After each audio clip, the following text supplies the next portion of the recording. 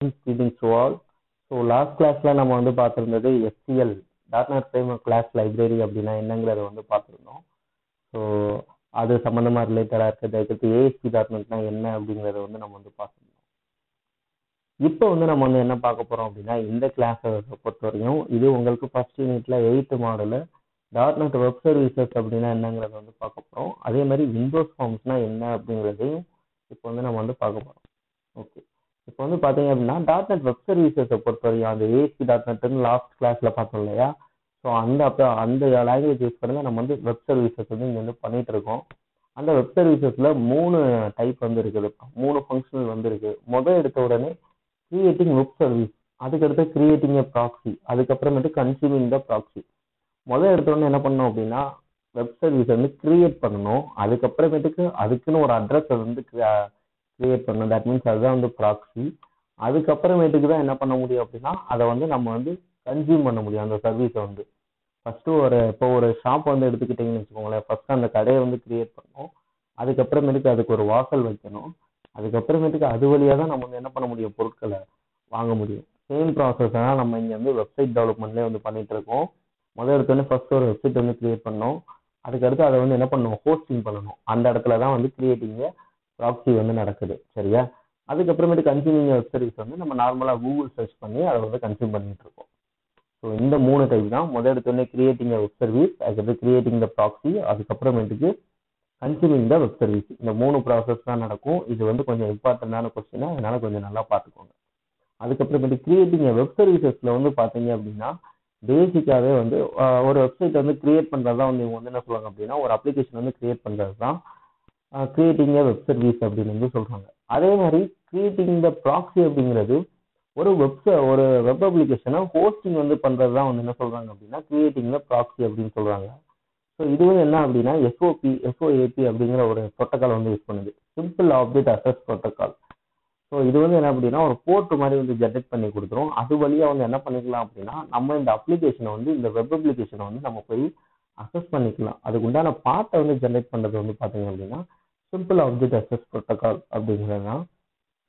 So அடுத்தது வந்து பார்த்தீங்க அப்படின்னா கன்சியூமிங் த வெப் சர்வீசஸ். அடுத்தது வந்து பார்த்தீங்க அப்படின்னா அந்த SOP வந்து அங்கே வந்து ஒரு போர்ட் வந்து ஜென்ரேட் பண்ணி வச்சிடும். ஸோ அதுக்கு வந்து நம்ம வந்து பார்த்தீங்க அப்படின்னா இப்போ நம்ம வந்து டைரெக்டாக www.google.in அப்படின்னு சொல்லி அடிச்ச உடனே என்ன ஆகும் அப்படின்னா அந்த கூகுளை போய் வந்து அக்சஸ் பண்ணிடும். அதை வந்து என்ன சொல்லுவாங்க அப்படின்னா கன்சியூமிங் த வெப் சர்வீசஸ் அப்படின்னு வந்து சொல்லுவாங்க. சரியா? ஸோ அதுக்கு அதாவது ஃபைனலாக வர ரிசல்ட்டை தான் வந்து என்ன சொல்லுவாங்க அப்படின்னா கன்சியூமிங் த வெப் சர்வீசஸ் அப்படின்னு வந்து சொல்லுவாங்க. ஸோ அடுத்தது வந்து நம்ம வந்து பார்க்க போகிறது விண்டோஸ் ஃபார்ம்ஸ். நெக்ஸ்ட் வந்து பார்க்க போகிறது விண்டோஸ் ஃபார்ம்ஸ்னா என்ன அப்படிங்கிறத வந்து பார்க்க போகிறோம். ஸோ இந்த விண்டோஸ் ஃபார்ம் அப்ளிகேஷன், இதாவது வின்ஃபார்ம் அப்ளிகேஷன் அப்படின்னு வந்து சொல்லுவாங்க.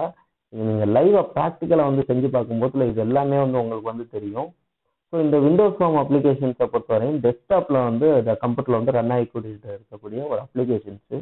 இந்த விண்டோஸ் ஃபார்ம் அப்ளிகேஷன் வந்து பார்த்தீங்க அப்படின்னா நார்மலாக இதில் வந்து நிறைய கலெக்ஷன் ஆஃப் கண்ட்ரோல்ஸ் வந்து இருக்கும். தட் மீன்ஸ் என்னென்னலாம் இருக்குன்னா text box, radio button, label, அதே மாதிரி மீடியா பிளேயர் இருக்குன்னா வீடியோ ஆடியோ கண்ட்ரோலு, அதுக்கப்புறமேட்டுக்கு இமேஜ் இருந்துச்சுன்னா இமேஜ் பாக்ஸு, ஸ்க்ரோல் பாரு, அதுக்கப்புறமேட்டு ப்ராக்ரஸ் பாரு, இந்த மாதிரி நிறைய கண்ட்ரோல்ஸாக வந்து வச்சிருக்கோம். அதுதான் வந்து என்ன சொல்லுவாங்க அப்படின்னா இந்த விண்டோஸ் ஃபார்ம் சொல்லுவாங்க. இப்போ நீங்கள் வந்து என்னுடைய இந்த விண்டோவே வந்து பாருங்களேன், சுற்றி வந்து ஒரு சின்ன கட்ட மாதிரிலாம் இருக்கும். ஸோ இதில் வந்து பார்த்தீங்கன்னா டெக்ஸ்ட் எல்லாம் இருக்கும். ஸோ இந்த மாதிரி நார்மலாக டெக்ஸ்ட் மட்டும் இருக்க வந்து என்ன சொல்லுவாங்க அப்படின்னா லேபிள்ஸ் அப்படின்னு வந்து சொல்லுவாங்க. இந்த மாதிரி பேராகிராஃப் எல்லாம் இருக்கிற வந்து என்ன சொல்லுவாங்கன்னா ரிச் டெக்ஸ்ட் ஏரியாக்குள்ள வந்து இருக்கணும் அப்படிங்கிற மாதிரி வந்து சொல்லுவாங்க. ஸோ இது வந்து விண்டோஸ் ஃபார்ம்ஸ். இங்கே வந்து நீங்கள் வந்து பார்த்தீங்கன்னா ஒரு சின்ன ஒரு விண்டோ ஃபார்ம் வந்து நான் வந்து டிசைன் பண்ணி வந்து காமிச்சிருக்கேன். ஸோ இதில் வந்து பார்த்தீங்க அப்படின்னா யூசர் நேம் நார்மலாக ஒரு லாகின் ஃபார்ம் இங்கே கிரியேட் பண்ணியிருக்காது. User name, password. ஸோ இந்த ரெண்டும் வந்து பார்த்தீங்க அப்படின்னா லேபிளில் வந்து நான் வந்து எழுதியிருக்கேன். ஸோ லேபிள் கண்ட்ரோல் வந்து இங்கே வந்து யூஸ் பண்ணியிருக்கேன். அதே மாதிரி இங்கே வந்து பார்த்தீங்க அப்படின்னா 2 டெக்ஸ்ட் பாக்ஸ் வந்து இருக்கும். ஸோ இது வந்து பார்த்தீங்கன்னா யூசர் நேமுக்கு வாங்குற இன்புட்டை வந்து மொதல் பாக்ஸ்லையும், பாஸ்வேர்டுக்கு வாங்குற இன்புட்டை வந்து 2வது பாக்ஸ்லையும் இது வந்து வாங்கிக்கிறோம். ஸோ இதுக்கு எப்படி ப்ராப்பர்ட்டி செட் பண்ணுறதுங்கிறதெல்லாம் நான் உங்களுக்கு ப்ராக்டிக்கல் கிளாஸஸ் இப்போ வந்து சொல்லித்தரேன். சரியா? ஸோ இந்த ரெண்டையும் வந்து பார்க்கும். அடுத்தது வந்து பார்த்தீங்க அப்படின்னா லாகின் அப்படிங்கிற ஒரு பட்டன். ஸோ இது எல்லாமே ப்ராப்பர்ட்டிஸில் போய் தான் வந்து மாற்றணும். ஸோ இப்போ வந்து பார்த்தீங்க அப்படின்னா யூசர் நேம் பாஸ்வேர்டு வந்து கொடுத்த உடனே ஃபைனலாக வந்து என்ன பண்ணுவோம், லாகின் வந்து கொடுப்போம். அந்த லாகினை கொடுத்த உடனே என்ன ஆகும், டைரெக்டாக சி ஷாப்பில் அந்த ப்ரோக்ராம் டாட் சிஎஸ்ன்னு ஒன்று பார்த்தோம் இல்லையா, அந்த ஃபைலை வந்து கால் பண்ணும். இந்த பட்டனை வந்து கிளிக் பண்ணோன்னே அந்த ஃபைலை கால் பண்ணி அதுக்குள்ள என்ன ஃபங்க்ஷனாலிட்டி யூசர் நேம் பாஸ்வேர்ட் நம்ம வந்து கொடுத்துருக்கோமோ அது சரியா இருந்தால் அடுத்த பேஜுக்குள்ள போகும், இல்லைன்னா ஃபெயில்டு அப்படின்னு சொல்லிட்டு உங்களுக்கு வந்து கொடுத்துரும். ஸோ இப்படிதான் வந்து ஒரு விண்டோஸ் ஃபார்ம் வந்து ஒர்க் ஆகிட்டு இருக்கும். சரிங்களா? ஓகே.